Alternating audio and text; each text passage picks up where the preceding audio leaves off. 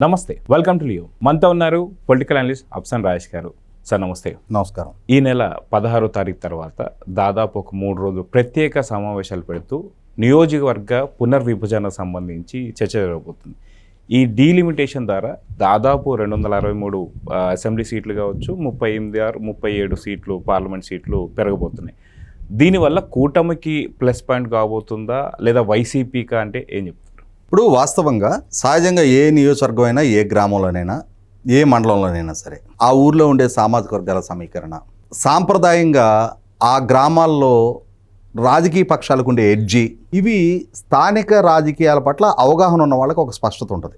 అంటే ఎన్నికలు సమీపించినప్పుడు ఒక కాంట్రాక్టరో, ఒక పారిశ్రామికవేత్తో, ఒక సినిమా నటుడో, ఒక ఎన్ఆర్ఐయో అతని దగ్గర డబ్బులున్నాయి అన్న ప్రాతిపదిక మీద అప్పటికప్పుడు అభ్యర్థిత్వం దక్కించుకొని తాను నిలబడిన పార్టీకి ప్రజల్లో ఆ ఎన్నికల్లో వేవ్ అనుకూలంగా ఉంటే నెగ్గటం, వేవ్ అనుకూలంగా లేకుంటే ఓడిపోవటం కాకుండా సీజన్డ్ పాలిటీషియన్స్ అంటే రూట్ లెవెల్ నుంచి పార్టీ స్ట్రక్చర్లో ప్రజలతో, సమాజం పట్ల, ప్రజల పట్ల అవగాహన ఉన్నవాళ్ళు, స్థానిక రాజకీయాల గురించి పరిచయం ఉన్నవాళ్ళు, ఆ నియోజకవర్గపు స్వరూప స్వభావాల గురించి స్పష్టత ఉన్నవాళ్ళు ఎవరైతే నాయకులు ఉంటారో వాళ్ళకు ఒక క్లారిటీ ఉంటుంది. ఇప్పుడు సపోజ్ ఇప్పుడు మా ఊరుంది. 1983లో తెలుగుదేశం పార్టీ ఆవిర్భావం జరిగిన తర్వాత 2006 స్థానిక సంస్థల ఎన్నికల్లోనే తెలుగుదేశం పార్టీ సింబలు ఆ ఊర్లో వెనకబడింది. స్థానిక సంస్థల్లో కానీ, అసెంబ్లీ కానీ, పార్లమెంట్లో కానీ. అంటే మా ఊరు వరకు, మా ఊర్లో ఉండే 2 పోలింగ్ బూతులు, గతంలో ఒకటే పోలింగ్ బూత్ ఉండేది. 1994 తర్వాత 2 పోలింగ్ బూతులు అయినాయి.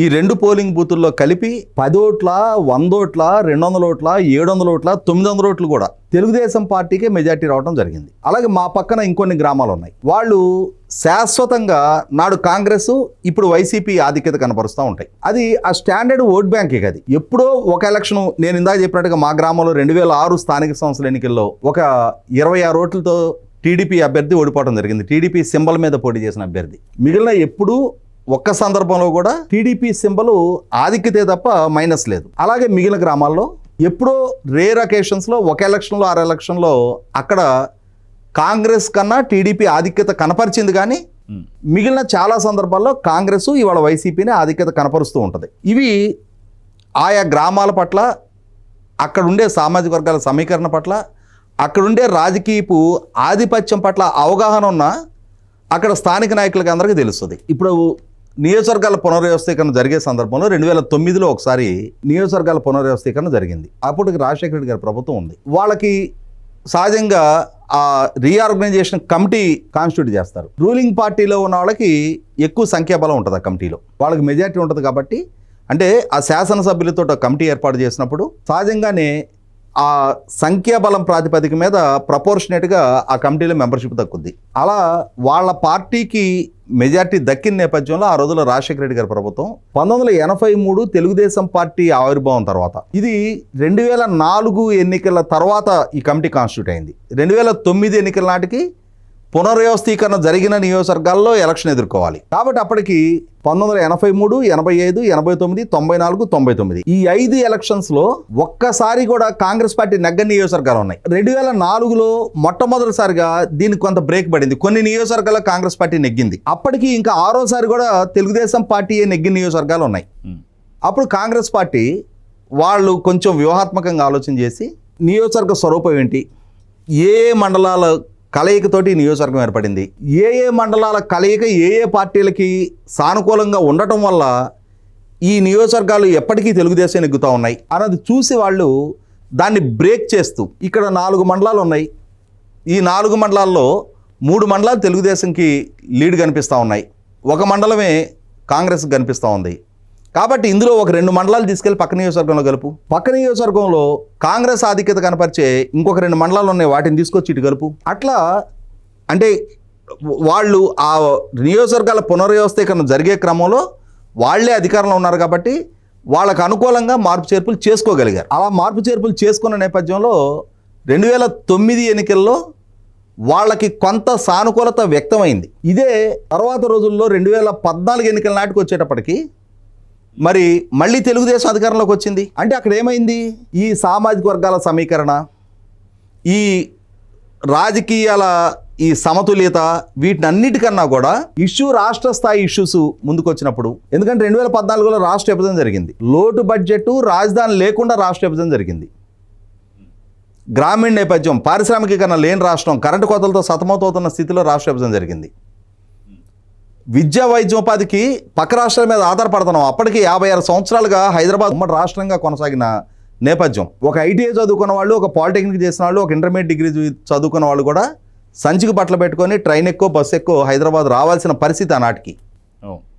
మరి ఆ హైదరాబాద్తో అనుబంధం శాశ్వతంగా ఒక రకంగా ఏంటంటే తాత్కాలిక రాజధానికి ఒక 10 సంవత్సరాలు ప్రకటించబడినా కూడా ఇవాళ ఒక ప్రత్యేక రాష్ట్రంగా నీ స్వయం సమృద్ధితో నువ్వు మిగిలిన రాష్ట్రాల సరసన నిలబడేలాగా నీ రాష్ట్రాన్ని నువ్వు తీర్చిదిద్దుకోవాల్సిన ఒక కంపల్షన్ క్రియేట్ అయింది. అప్పుడు ప్రజలు ఈ ప్రాంతీయ సమతుల్యతలు, ఈ సామాజిక వర్గాల సమీకరణలు, వీటికన్నా కూడా చంద్రబాబు నాయుడు గారి అనుభవానికి ప్రాధాన్యత ఇచ్చారు. అలా ఇచ్చిన నేపథ్యంలో 2014 ఎన్నికల్లో మరి చంద్రబాబు నాయుడు గారి నాయకత్వంలో ఉన్న నాడు కూడా ఎన్డీఏ, భారతీయ జనతా పార్టీ, తెలుగుదేశం వీళ్ళిద్దరూ కలిసి పోటీ చేశారు. జనసేన బయట నుంచి వాళ్ళకి మద్దతు ప్రకటించింది. తాను ఎన్నికల్లో పోటీ చేయకున్నా కూడా ప్రచారం ఈ కూటమి గెలుపుకి ప్రచారం చేశారు. ఈ కూటమి అధికారం దక్కించుకుంది. అదే 2019 ఎన్నికలు, అంటే నేను ఆంధ్రప్రదేశ్ రాష్ట్రానికి కన్ఫర్మ్ అయ్యి మాట్లాడుతున్నా. 2019 ఎన్నికల దగ్గరకు వచ్చేటప్పటికి మరి ఏ సామాజిక వర్గాలు, ఏ ప్రాంతీయ అసమానతలకి భిన్నంగా ప్రజలు చంద్రబాబు నాయుడు గారికి అధికారం కట్టబెట్టారో అదే ప్రజలు 2019 ఎన్నికల దగ్గరకు వచ్చేటప్పటికి ఒక క్లీన్ స్వీప్ లాగా 175 స్థానాలు ఉన్న సభలో, ఎందుకంటే ఇక్కడ 2014 నాడు 102 స్థానాలు తెలుగుదేశంకి దక్కినాయి, 4 స్థానాలు బీజేపీకి దక్కినాయి, 2 ఇండిపెండెంట్లుగా గెలిచారు. తర్వాత వాళ్ళు కూడా తెలుగుదేశానికి మద్దతు ప్రకటించారు. కానీ ఈ 2 సింబల్స్ మీద పోటీ చేసింది 106 నెగ్గారు. అదే సందర్భంలో వైసీపీ 67 స్థానాలు విజయం సాధించింది, ఒక బలమైన ప్రతిపక్షంగా ఎమర్జ్ అయింది. అలా ఎమర్జ్ అయిన క్రమంలో అప్పుడు కూడా రాయలసీమలో వైసీపీ మెరుగైన ఫలితాలు నమోదు చేసింది. 2019 వచ్చేటప్పటికి మరి ఆ రోజున ఏ నమ్మకంతో అయితే చంద్రబాబు నాయుడు గారిని గెలిపించారో ఆ నమ్మకాన్ని నిలుపుకునే దిశగా చంద్రబాబు నాయుడు గారు రాయలసీమ ప్రాంతంలో పారిశ్రామికీకరణ, చాలా ప్రాధాన్యత క్రమంలో పారిశ్రామికీకరణ గ్రౌండింగ్ చేయించారు. మరి అక్కడ ఇరిగేషన్ ప్రాజెక్టులకు ప్రాధాన్యత ఇచ్చారు. 17 లక్షల ఎకరాలకి డ్రిప్ పరికరాలు ఇచ్చారు. సక్రమంగా సకాలంలో ఎస్సీ సప్లాను, ఎన్ఆర్జీసీ ఇంటిగ్రేషన్ తోటి రాష్ట్ర వ్యాప్తంగా 25,000 కిలోమీటర్ల సీసీ రోడ్ ఫార్మేషన్ చేశారు. 200 రూపాయలైన సామాజిక పెన్షన్ 2,000 రూపాయలు చేశారు. డ్వాక్రా మహిళలకి 2 విడతలుగా ఒక్కొక్కరికి 20,000 చొప్పున 93 లక్షల మంది డ్వాక్రా మహిళలకి 18,600 కోట్ల రూపాయలు పసుపు కుంకుమ కింద లబ్ధి చేకూర్చారు. క్రెడిట్ క్యాంపులు సక్రమంగా కండక్ట్ చేశారు. 2 సార్లు డిఎస్సి నిర్వహించారు. ప్రభుత్వ ఉద్యోగులకి 43% ఫిట్మెంట్ ఇచ్చారు. ఇలా ఇచ్చినా చంద్రబాబు నాయుడు గారిని ఆయన రాయలసీమ పట్ల వివక్ష ప్రదర్శిస్తున్నాడు, ఆయన అమరావతికి మాత్రమే ప్రాధాన్యత ఇస్తున్నాడు అని రాయలసీమలో ప్రచారం చేశారు. ఆయన తన సామాజిక వర్గ ప్రయోజనాల కోసం అమరావతి నిర్మాణం చేస్తున్నాడు అని చెప్పని రాష్ట్ర వ్యాప్తంగా ప్రచారం చేశారు. జగన్మోహన్ రెడ్డి చంద్రబాబు నాయుడు గారి కన్నా మరింత అభివృద్ధి చేయగలుగుతాడు అని చెప్పని ఒక నమ్మకాన్ని కలిగించగలిగారు. ఇవన్నీ వెరసి చంద్రబాబు కన్నా జగన్మోహన్ రెడ్డి మరింత మెరుగ్గా పరిపాలిస్తాడు అని చెప్పని నమ్మిన ప్రజలు ప్రాంతాలకు అతీతంగా, సామాజిక వర్గాలకు అతీతంగా ఏ రాజధానిని అయితే ప్రతిపాదించారో ఆ గుంటూరు జిల్లాలో కూడా 2 సీట్లు వచ్చినాయి టీడీపీకి. పట్టిసీమ నిర్మాణం ద్వారా కృష్ణా డెల్టా స్థిరీకరణ జరిగితే ఆ కృష్ణా గుంటూరు జిల్లాలో కలిపి 4 సీట్లు వచ్చినాయి. గొల్లాపల్లి రిజర్వాయర్ పూర్తి చేసి, కియా ప్లాంట్ ఎస్టాబ్లిష్ చేసి, సెంట్రల్ యూనివర్సిటీ లాంటి గ్రౌండింగ్ చేయించి 90% సబ్సిడీతో లక్షలాది ఎకరాల్లో డ్రిప్ పరికరాలు ఇచ్చిన అనంతపూర్ జిల్లాలో 2 సీట్లు వచ్చినాయి. మొబైల్ మ్యానుఫ్యాక్చరింగ్ క్లస్టర్లు గ్రౌండింగ్ చేయించి, శ్రీ సిటీలో అద్భుతంగా పారిశ్రామికీకరణ సంస్థలు గ్రౌండింగ్ అవుతూ, అపోలో టైర్స్ లాంటి సంస్థలు చిత్తూరు జిల్లాలో గ్రౌండింగ్ అయితే ఒకే ఒక స్థానం వచ్చింది.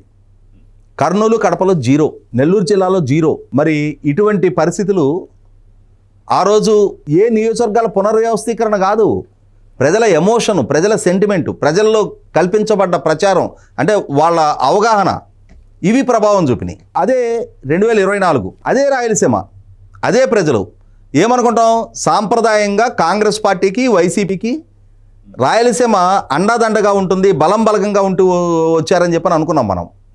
అదే రాయలసీమలో 2024 ఎన్నికల్లో 7 సీట్లకు వైసీపీ పరిమితమైంది. 45 సీట్లు ఎన్డీఏ కూటమి నెగ్గగలిగింది. మరి 8 ఉమ్మడి జిల్లాల్లో వైసీపీకి అసలు ఎంట్రీ లేదు. మరి ఈ నియోజకవర్గాల పునర్వ్యవస్థీకరణ, సామాజిక వర్గాల సమతుల్యత, రాజకీయ పునరేకీకరణలు ఇవేవి పనిచేయాల. అంటే ప్రజలు ఒక నిర్ణయానికి వచ్చినప్పుడు ఆ నిర్ణయానికి రాలేదు, ఇద్దరు నెక్ టు నెక్ ఫైటింగ్ జరుగుతూ ఉంది, ఇరువురి మధ్య హోరాహోరీ పోరాటం జరుగుతూ ఉంది. ఏకపక్ష విజయం ఏ పార్టీకి ఏ కూటమికి దక్కే పరిస్థితి లేని పరిస్థితులు ఉన్నప్పుడు ఇవి కొంత ఉపయోగపడే ఫ్యాక్టర్స్. అధికార పక్షం మీద తీవ్ర వ్యతిరేకత లేదు, ప్రతిపక్షం మీద తీవ్ర సానుకూలత లేదు, ఈ ఇరువురు మధ్య నెక్ టు నెక్ ఫైట్ జరుగుతూ ఉన్న సందర్భాలు. ఇటువంటి పరిస్థితుల్లో అప్పుడు పలానా నియోజకవర్గం పలానా మండలాల ఈ కూర్పు ఇవి ఈ రకంగా ఉపయోగపడవచ్చు అని చెప్పని మనం లెక్కించుకోవడానికి ఉపయోగపడుతుంది. కానీ 2014, 19, 24 ఎక్స్ట్రీమ్ స్పెషల్ సర్కమ్స్టాన్సెస్లో ఎలక్షన్స్ జరిగినాయి. విభజన జరిగిన రాష్ట్రాన్ని చంద్రబాబు నాయుడు గారే చక్కదిద్దగలుగుతారని ఒక నమ్మకంతో ఒకనాడు, చంద్రబాబు కన్నా జగన్మోహన్ రెడ్డి మరింత మెరుగ్గా పాలించగలడు అని ఒక నమ్మకంతో ఒకనాడు, జగన్మోహన్ రెడ్డి విధ్వంసాన్ని నుంచి ఈ రాష్ట్రాన్ని కాపాడాలి అని అంటే ఎన్డీఏ కూటమితో మాత్రమే సాధ్యం అనుకున్న రోజు ఒక రకంగా. ఇక్కడ ఏ నియోజకవర్గాల కూర్పు పనిచేయలే.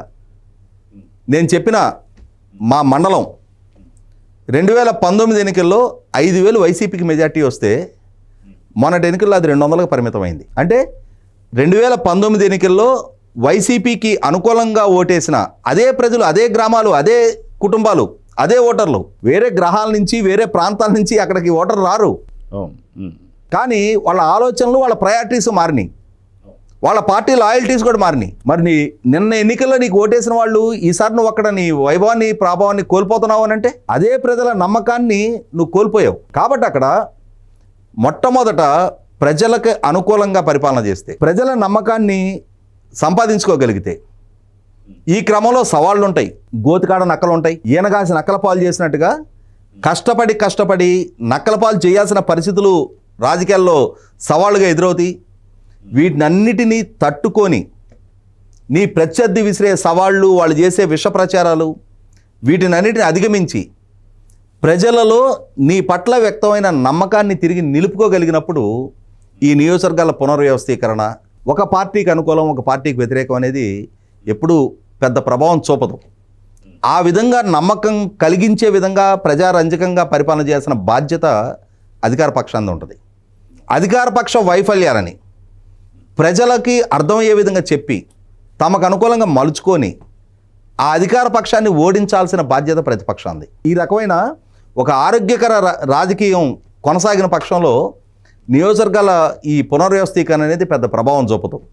అలా కాకుండా నేను ఇందాక చెప్పినట్టుగా నెక్ టు నెక్ ఫైట్ వచ్చినప్పుడు అక్కడ స్థానికంగా పోటీ చేసేవాడు మన కులమోడా కాదా, మన కులమోడా అనుకుంటే ఒక గ్రామంలో ఒకే కులం ఆధిపత్య కులం అనుకుందాం, అక్కడ పైన పోటీ చేసే అభ్యర్థిని ఇతని సామాజిక వర్గీయుడు అని చెప్పని ఆ గ్రామంలోనే ఆ సామాజిక వర్గీయులు మొత్తం అతనికి అండగా నిలబడరు. ఎందుకంటే స్థానిక నాయకత్వం ఉంటుంది. ఓ పంచాయతీ ఎలక్షన్ వస్తుంది, ఆ పంచాయతీ ఎలక్షన్లో 2-3 పోటీ పడతారు, వాళ్ళు ఒకే సామాజిక వర్గీయులు కూడా అవ్వచ్చు. ఆ 2-3 మధ్య ఆ గ్రామం చీలుద్ది కదా, ఎవరినో ఒకళ్ళని ఎంపిక చేసుకుంటుంది కదా, ఒకళ్ళు నెగ్గుతారు, ఒకళ్ళు 2-3 ఓడతారు.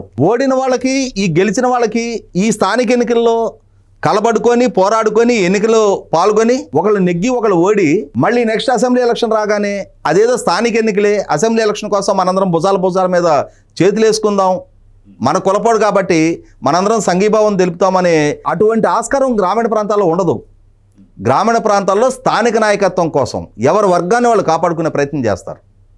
కాబట్టి అన్ని పార్టీలకి వాళ్ళకి తగిన ఎగ్జిస్టెన్స్ వాళ్ళకు ఉంటుంది. కులాలు అనేది రేర్ అకేషన్స్లోనే ఇంపాక్ట్ చూపిస్తాయి. సహజంగా పార్టీలు, ఆ పార్టీలు పనితీరు, ఆ పార్టీ పట్ల ప్రజల్లో కలుగుతున్న నమ్మకం అపనమ్మకం ఇవే ఎన్నికల ప్రభావం చూపుతాయి. కాబట్టి నియోజకవర్గాల ఈ పునర్వ్యవస్థీకరణ అనేది కొద్ది మేరకు మాత్రమే ప్రభావం చూపుద్ది తప్ప పూర్తి స్థాయిలో నియోజకవర్గాలని పునర్వ్యవస్థీకరించారు కాబట్టి ఒక పార్టీకి పూర్తి సానుకూలత, పునర్వ్యవస్థీకరించలేదు కాబట్టి ఒక పార్టీకి పూర్తి సానుకూలత అనేది జరగదు. అంతిమంగా ప్రజల ఆమోదం దక్కించుకోకపోవడం అన్న ప్రాతిపదికగానే ప్రజల తీర్పు ఉంటుంది. 2009లో కాంగ్రెస్ పార్టీకి తనకు అనుకూలంగా పునర్వ్యవస్థీకరణ చేసుకున్న అదే కాంగ్రెస్ పార్టీ 2014 నాటికి దశాబ్ద కాలం పాటు రాష్ట్రాన్ని పరిపాలించి రాష్ట్రంలో ఒక ఎంపీటీసీ స్థానం కూడా నెగ్గలేకపోయింది, ఒక మున్సిపల్ కౌన్సిలర్ కూడా నెగ్గలేకపోయింది. కాబట్టి మరి 2009 నాడు వాళ్ళకి ఫలించిన ఆ ఎత్తులు, పై ఎత్తులు, కుయుక్తులు 2014 ఎన్నికల్లో ఎటు వెళ్ళిపోయినాయి? 2014 నాడు ప్రజల ఆలోచన ప్రయారిటీ వేరు, కాంగ్రెస్ పార్టీ మీద ఉన్న కోపం. కాబట్టి అంతిమంగా రాజకీయాలు అనేది డైనమిక్, పరిస్థితులు పరిణామాలకు అనుగుణంగా రాజకీయాలు మారుతూ ఉంటాయి. ఆ మారుతున్న పరిస్థితులు పరిణామాలకు అనుకూలంగా తాము కూడా తమను తాము మౌల్డ్ చేసుకోగలిగే పార్టీలకే ఎగ్జిస్టెన్స్ ఉంటుంది, ప్రజల్లో వాళ్ళ పరపతి కొనసాగుద్ది. కాబట్టి అంతిమంగా జనతా జనార్దన్, అంతిమ న్యాయ నిర్ణేతలు ప్రజలు. అదే సందర్భంలో జోజీతా వహీ సికిందర్ అంటారు. ఎవడు నెగ్గుతాడో వాడే వీరుడు. ఎన్నికలలో గెలుపు దిశగా చేసే ప్రాసెస్లో రాజకీయము, రాజకీయ పక్షాలు, వాటి పాలసీసు, వాళ్ళ పనితీరు, వీటన్నిటికన్నా నియోజకవర్గాల పునర్వ్యవస్థీకరణ అనేది పెద్ద ప్రభావం చూపదు. సో చూద్దాం సార్, మీరు అన్నట్టుగా ఏదైతే పునర్విభజనకు సంబంధించి మాత్రం వైసీపీ ఎన్నో కొత్త వ్యూహాలు వేసుకున్నా సరే ఫలించే అవకాశాలు కూడా కనిపిస్తాయి. మీరు అన్నట్టు ప్రజల ఆమోదం ఎటుంటుందో మరి చూద్దాం. మరి నమస్తే sir. Please subscribe to Leo News for more videos.